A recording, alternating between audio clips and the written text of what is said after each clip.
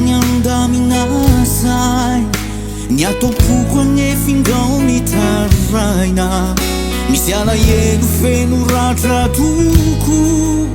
zao mitamberigny ireo tsiaro tsikaro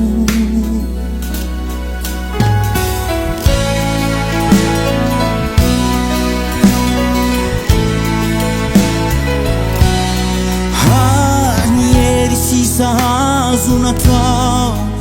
manao zay fomba tsy todina aminao fa meloelo fona anaty koa lay vo miseto tao malagny fandao aizy anao votondrano masona lahelo na tsy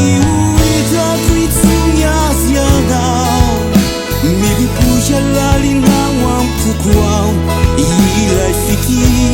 tsy mety olao vao anao irerino ikaloloko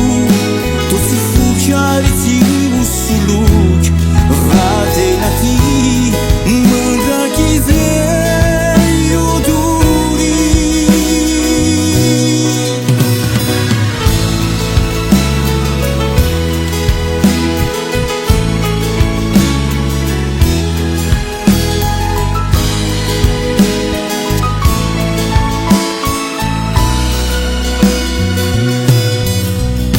Nisiraoady vavaratsy nafafy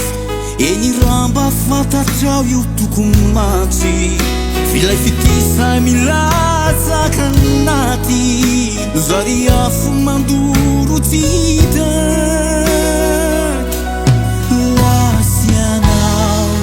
lasianao